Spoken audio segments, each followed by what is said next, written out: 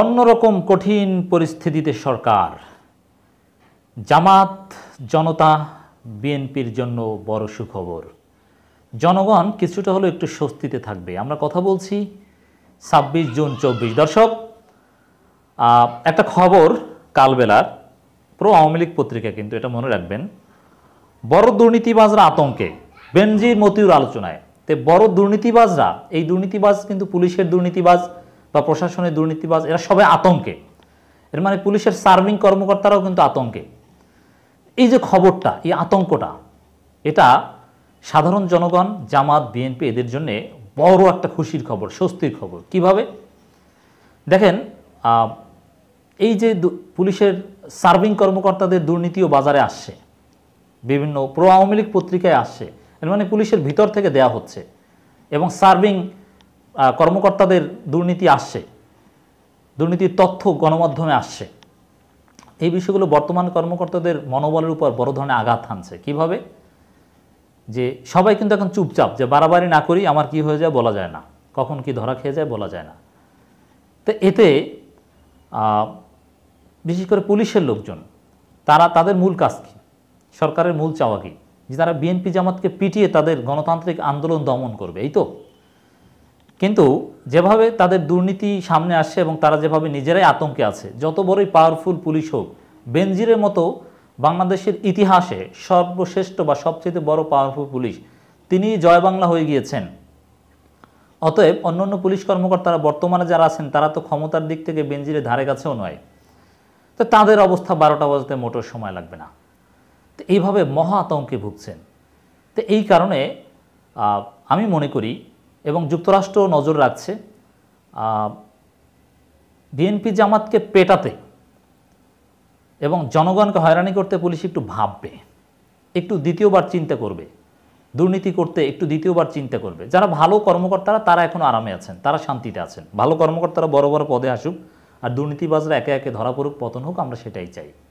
তো এটা কিন্তু একটা স্বস্তির খবর দর্শক, জনগণের জন্য, বিএনপির জন্য, জামাতের জন্য। তো এই জন্য আমি কিন্তু বলেছি যে খালেদা জিয়ার জন্য বা দুর্নীতির বিরুদ্ধে যদি বিএনপি জামাত এখন হরতাল অবরোধ দিতে পারে, তখন পুলিশ কেমন আচরণ করে এটা একটু এক্সপেরিমেন্ট করা প্রয়োজন। আগের মতো আগ্রাসী আচরণ করতে নিঃসন্দেহে কিছুটা হলেও বেগ পেতে হবে। তো দুর্নীতিবাজদের মতো আতঙ্ক, এর চাইতে ভালো খবর কিছু হতে পারে না। আমরা আবারও বলছি, এই আতঙ্কটা কিন্তু ভালো কর্মকর্তাদের জন্য বা টোটাল বাহিনীর জন্য নয়, শুধু দুর্নীতিবাজদের জন্য আতঙ্ক। এবং এই আতঙ্ক তৈরি করতে পেরেছে মিডিয়া, এই আতঙ্ক তৈরি করতে পেরেছে সৈয়দ আবদুল্লাহরা, এই আতঙ্ক তৈরি করতে পেরেছে সিটিজেন জার্নালিজম, সোশ্যাল মিডিয়া।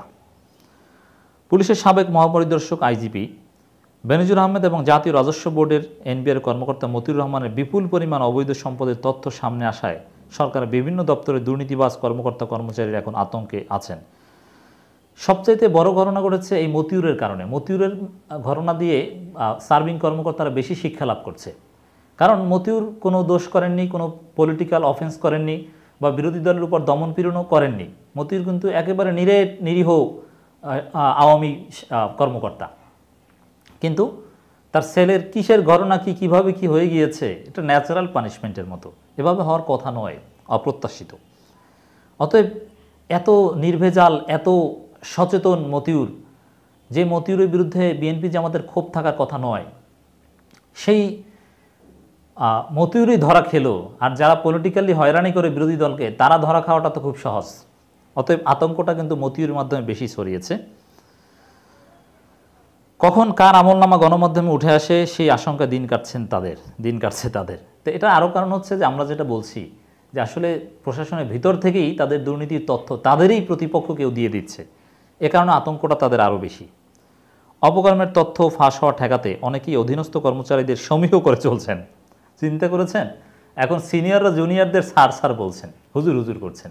কেন? তাদের অপকর্ম কখন ফাঁস করে দেয় বলা যায় না। স্যার কী পরিমাণ ঘুষ খায় অনেক জুনিয়ররা তো জানে, সবার কাছে তো আর গোপন রাখা যায় না। আবার পরিবারের আত্মীয় স্বজনদের নিয়েও ভয় আছেন, কারণ আত্মীয় স্বজনরা অনেকে জানে। যাদের একাধিক স্ত্রী রয়েছে, তারাও আবার ভয় আছেন যে কে কোন জায়গা থেকে কী ফাঁস করে দেয়, ঘুম হয় না। তো এতে সরকার কঠিন অবস্থায় কেন?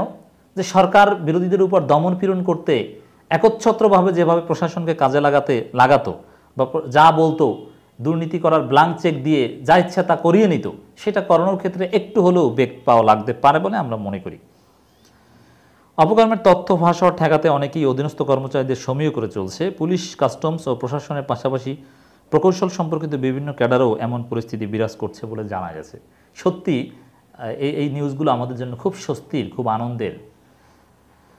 বিসিএস প্রশাসন ক্যাডারে বেশ কয়েকজন অতিরিক্ত সচিব ও যুগ্ম সচিব বলেন কালবেলাকে, বেশ কয়েকজন কর্মকর্তার অবৈধ সম্পদ নিয়ে দেশের মানুষ খুবই ক্ষুব্ধ। শুধু ঊর্ধ্বতন নয়, সব স্তরের কর্মকর্তা কর্মচারীরাই অনিয়ম দুর্নীতিতে জড়িত।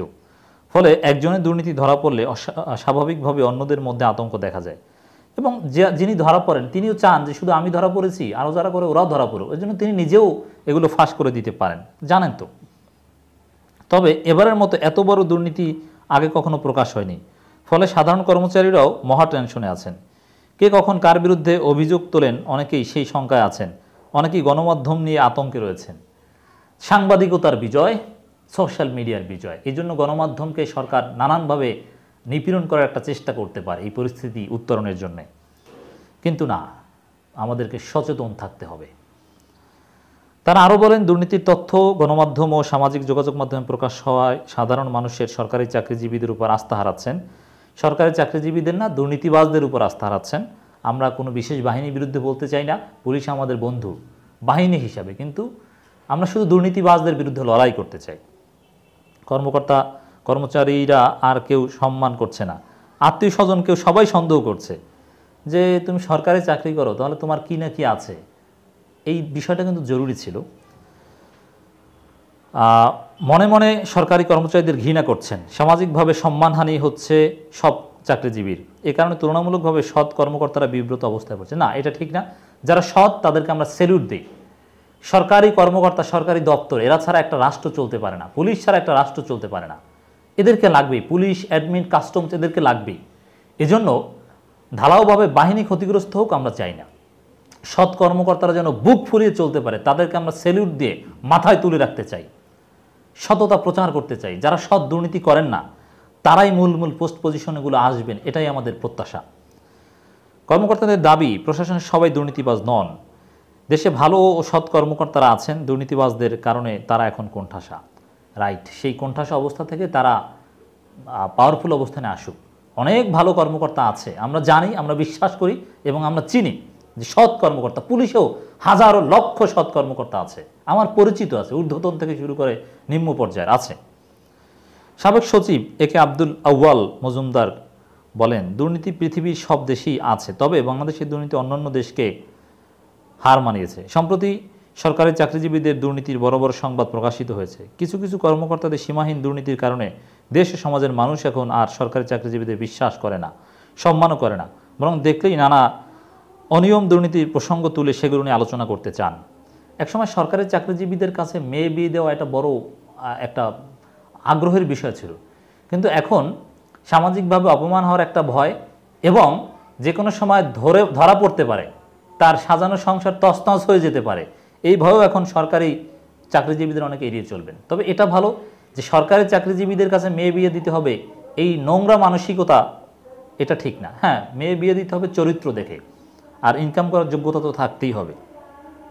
নিজের অভিজ্ঞতা তুলে ধরে বাংলাদেশের লোক প্রশাসন প্রশিক্ষণ কেন্দ্রের সাবেক এই রেক্টর বলেন, প্রতিদিন আমি ধানমন্ডিতে লেকে হাঁটতে যাই।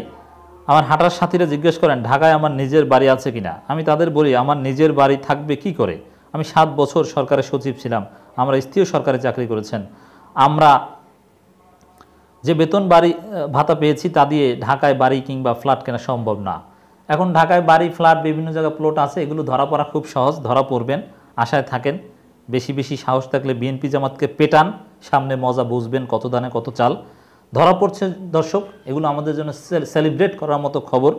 আর প্রশাসনের কর্মকর্তাদের উদ্দেশ্যে বলতে চাই, সাবেক সচিব শাহ আব্দুল হান্নানের জীবনী পড়ুন, তার মতো হওয়ার চেষ্টা করুন। এবং যারা অলরেডি দুর্নীতি করেছেন তারা যে তওবা করে শাহ আব্দুল হান্নান হয়ে গেলেই মাপ পাবেন, বিষয়টা এরকম নয়। তাদের জন্য মাপ নেই, শাস্তি পেতে হবে। তবে যারা নবীন কর্মকর্তা আর যারা অর্থের দুর্নীতি না করে বিরোধী দলের উপর দমন পীড়ন করেছেন যে ভবিষ্যতে আরও বড় পদ পেলে দুর্নীতি করব, পুলিশের এসআই বা এই টাইপের, যারা চাইলেও মহা দুর্নীতি করতে পারে না, কিন্তু বিরোধী দলের উপর দমন পীড়ন করে ভবিষ্যতে বড় দুর্নীতি করার ওসি হওয়ার পর সেই রাস্তা ক্লিয়ার করছেন, তারা তওবা করে ভালো হয়ে যান। সুযোগ আছে, শুদ্ধি অভিযান হবে, সরকার আপনাদেরকে বাঁচাতে পারবে না, সরকারই তাদের প্রয়োজনে আপনাদেরকে বিসর্জন দিবে, লাথি দিয়ে ফেলে দিবে। অতএব সরকারের অবৈধ আদেশ শুনবেন না, নিয়ম অনুযায়ী চাকরি করে